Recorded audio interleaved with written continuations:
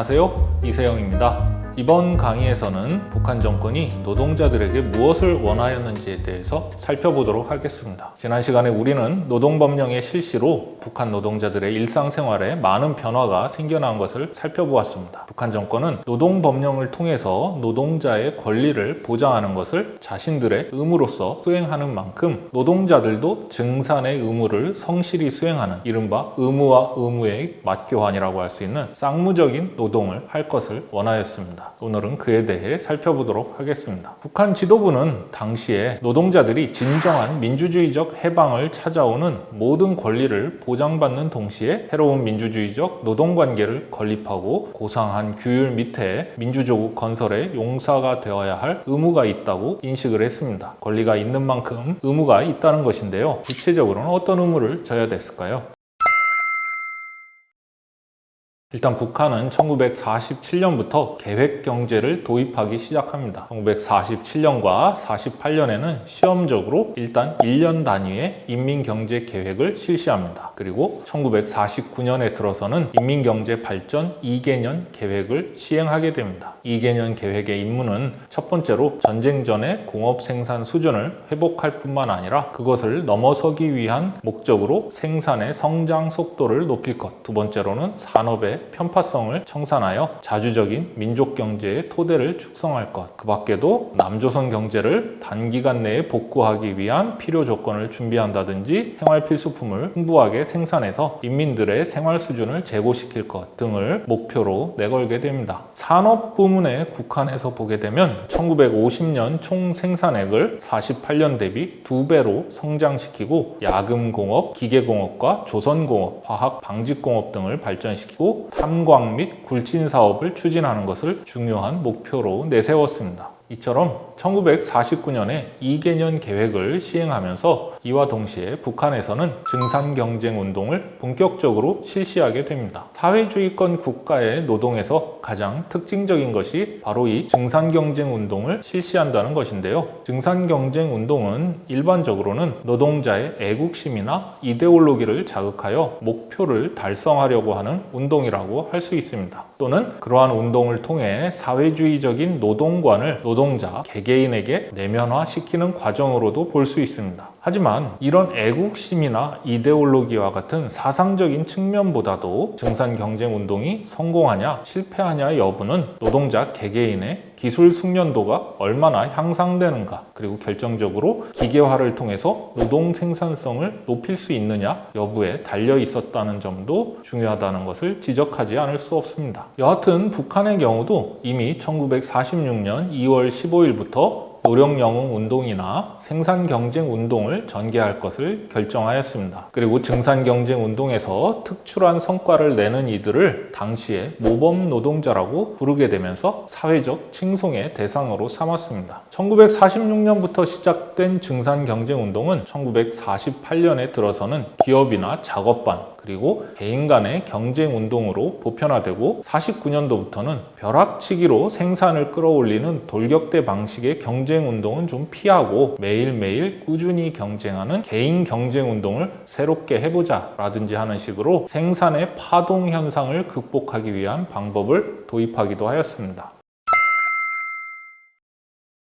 이런 가운데 북한 정권은 노동자들에게 창의적이고 효율적으로 노동을 할 것을 요구하였습니다. 그 중에서 우선 북한 정권은 노동자들이 창의성을 갖추기를 바랬습니다. 북한 실정에서 근로인민의 모범으로 제시되는 노동자는 무엇보다도 과학기술적인 지식과 사고방식을 습득하고 새로운 창의나 고안을 할 수 있어야 했습니다. 즉, 이가 없으면 잇몸으로라도 씹는다는 우리 속담처럼 생산 과정에서 필요한 기계나 부속품이 없다면 그것을 대체할 수 있는 기계나 부속품을 스스로 발명하거나 대용해낼 수 있는 창의력을 갖추기를 바랬습니다. 창의 고안을 통해서 생산력을 증진시키는 기술적 성취를 하는 노동자의 존재는 해방 직후 북한 산업 현장에서 매우 필요한 상황이었습니다. 왜냐하면 일본인 기술자가 떠나고 공장 기계의 가동률이 현저하게 떨어진 상황에서는 어떻게든 기존의 기술 인력을 대체하고 기계 설비를 유지, 운영할 수 있는 인재가 필요하였기 때문입니다. 북한 정권은 여러 해의 현장 경험으로 어느 정도 숙련도를 갖춘 노동자들에게 새로운 과학 지식을 섭취시키고 의식을 고양시킨다면 창의성이 발휘될 수 있을 것이라고 믿었습니다.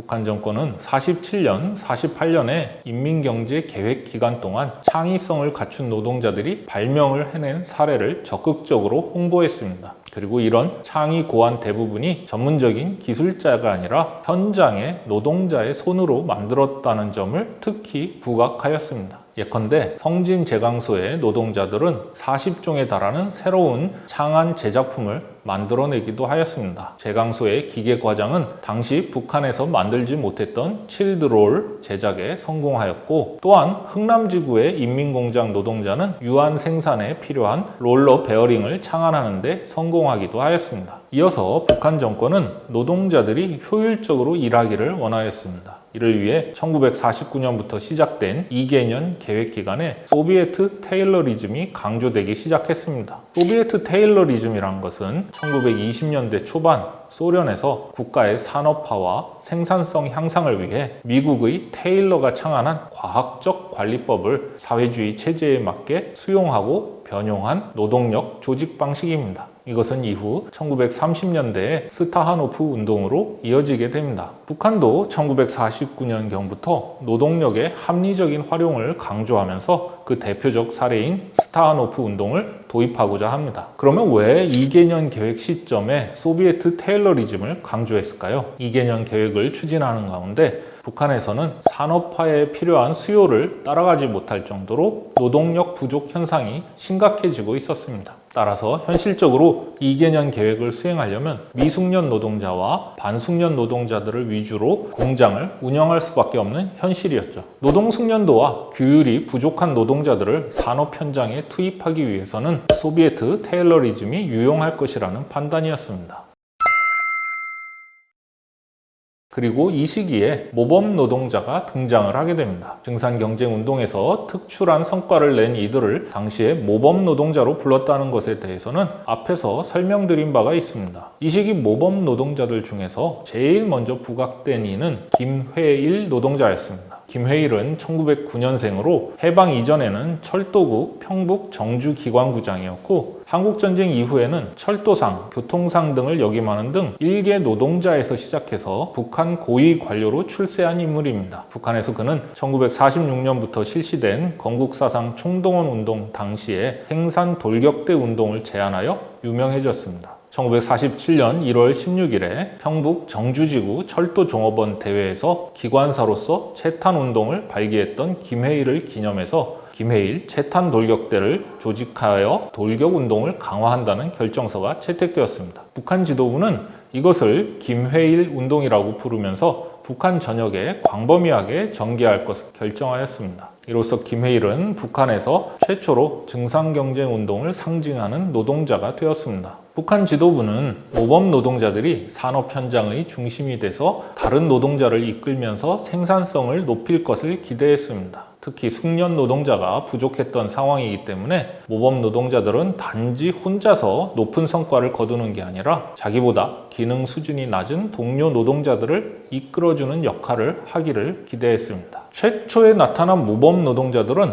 이후에 당과 정권기관의 간부로 성장할 기회를 얻기도 하였고, 여러 다른 형태의 노력 영웅의 원형이 된다는 점에서 그 의미가 있을 것입니다. 모범 노동자들은 1948년 8월 25일 북한 최고인민회의 대의원 선거에서 대의원으로 선출되기도 하였습니다. 그러면 모범 노동자가 되는 것이 꼭 어떤 강한 사상성이나 사회주의적인 신념을 지녔기 때문이었을까요? 물론 그런 부분도 있겠지만 꼭 그렇다고 말하기도 좀 어려울 것 같습니다. 모범 노동자들이 정권이나 직업동맹의 의도에 충실하게 부응했다는 점을 볼 때 그들이 당시 북한의 민주개혁이라는 당면과제에 대해 매우 긍정적인 태도를 가졌다는 것은 맞을 것입니다. 하지만 그들의 출세 요인은 대개 테일러리즘적인 기술 숙련도의 향상, 그리고 창의 고안을 성공해낸 것에서 비롯되었다는 점에서 볼 때 성실함, 효율성 또는 개인적인 동기에서 비롯되는 노동 의욕에 기초한 증산의 성공이 중요하다고 할 수 있을 것입니다. 한편 북한 지도부는 노동자들에게 그들의 권리를 보장하는 만큼 몇 가지 의무를 지킬 것을 요구했는데요. 그 중에서 제일 중요한 것은 바로 노동규율을 준수하라는 것입니다. 구체적으로, 그리고 쉽게 이야기하자면 제 시간에 출근하고 근무 시간에는 딴짓하지 말고 업무에 집중하라는 것이죠. 다만 이 시기에는 노동규율 준수는 법적인 강제라기보다는 노동자 개개인의 자각성에 달려 있었습니다. 즉, 노동자들이 자발적으로 노동규율을 준수해야 하지 이를 어떤 법적인 혹은 행정적인 강제 조치로 할 성질의 것은 아니라는 것이었습니다. 따라서 노동규율을 위반하면 법이 아니라 도덕규범을 위반한 것이기 때문에 역시 도덕적인 해설이나 설득의 방법으로 대응해야 된다고 판단하였습니다. 오히려 고용주 측이 노동자의 권리를 침해하거나 노동법령을 위반하는 것은 법적인 위반이기 때문에 이것에 대해서는 엄격하게 법적으로 처벌해야 된다고 인식했습니다. 그렇다면 노동자들이 열심히 일을 해서 성과를 높여야겠다라는 의욕이 높아지려면 어떤 것들이 작용해야만 했을까요?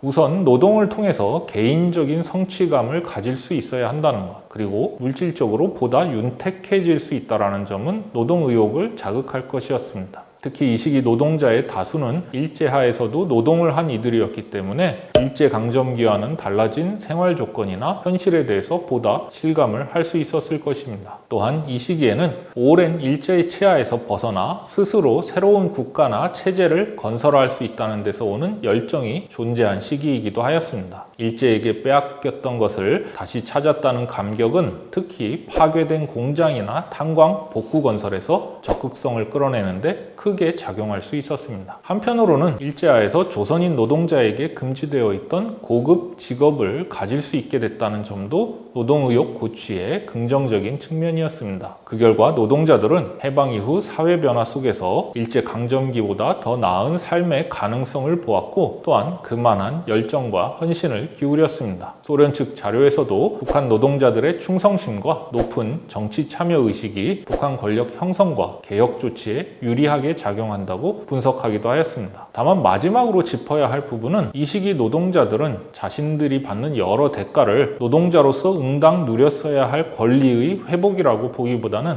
이제 나타나는 새로운 국가로부터 분에 넘치는 은혜를 받고 있다는 식으로 인식을 하였다는 점에서는 의식적인 한계가 있다고 할 수 있을 것입니다. 노동자들은 일제강점기와 비교해서 훨씬 더 좋아진 노동 조건에 감격을 금할 수가 없고 또 많은 수입을 얻고 훌륭한 사택을 국가에서 받았기 때문에 국가의 은혜에 보답하기 위해 노력해야 한다는 결론이 도출되는 것이었습니다. 은혜를 받고 이에 감흡하고 보은하려는 의지는 노동자의 증산의욕 고취의 한 요인이 될 수 있고 정권에 대한 지지를 높여주는 요인도 될 수 있었을 것입니다만은 자신들이 노동을 통해 정당한 계급적 권리를 쟁취했다고 생각하기보다는 이것은 정권의 은덕이다라고 받아들이는 것은 주체적인 인민으로서의 의식 성장을 가로막는 장애물이기도 한 것이었습니다. 우리는 오늘 분단 정부가 수립될 즈음에 북한에서 계획경제를 실시하고 증산경쟁 운동을 본격적으로 도입하면서 노동자들이 생산에 힘쓸 것을 요구했다는 것을 확인하였습니다. 다음 시간에는 한국전쟁의 발발이 북한의 노동 환경을 크게 바꾸어 나가는 것에 대해 살펴보도록 하겠습니다. 감사합니다.